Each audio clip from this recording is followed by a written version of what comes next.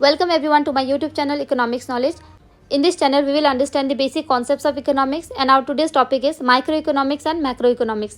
These are the two important branches of economics. Today let's understand this. The term microeconomics and macroeconomics was framed and used for the first time in 1933 by Professor Ragnar French of Oslo University, Norway. So the term microeconomics and macroeconomics was first used by Professor Ragnar French of Oslo University, Norway in 1933. Since then, these two terms become so popular that almost all the economists of the world use them. First, let's see what is microeconomics. The term micro has its origin in the Greek word mikros, which means small. So the term micro, which was derived from Greek word mikros, means small.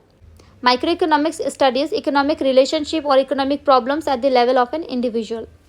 Microeconomics deals with individual decision-making units of the economy and not the economy as a whole. For example, an individual farm, an individual household, an individual consumer, etc. The theory of product pricing, theory of factor pricing, etc. are the subject matter of microeconomics. So the term microeconomics is a narrow concept where the term micro means small, where the microeconomics studies economic relationship or economic problems at the level of an individual. Now let's see what is macroeconomics. The term macro has its origin in the Greek word macros, which means large. So the term macro, which was derived from Greek word macros, means large. Macroeconomics studies economic problems at the level of the economy as a whole. So macroeconomics deals with the economy as a whole.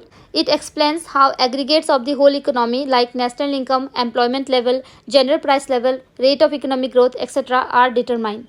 So macroeconomics is a wider concept. It studies economic problems at the level of an economy as a whole. For example, aggregate demand, national income, general price level, etc.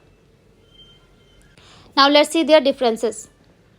As we all know, microeconomics studies the individual unit, whereas macroeconomics studies economy as a whole.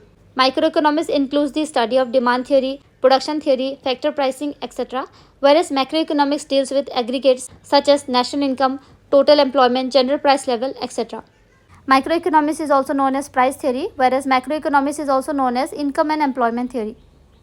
Microeconomics assumes that all macro variables remains constant, whereas macroeconomics assumes that all micro variables remains constant. Microeconomics is a narrow concept, whereas macroeconomics is a wider concept. Now let's see some of the question answer from the topic. Number 1.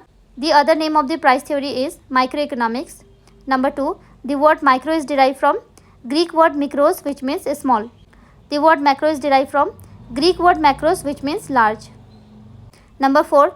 Macroeconomics is also known as income and employment theory. Number 5. The first economist who coined the term microeconomics and macroeconomics is Professor Ragnar French of Oslo University, Norway in 1933. I hope you find this video helpful. Thanks for watching.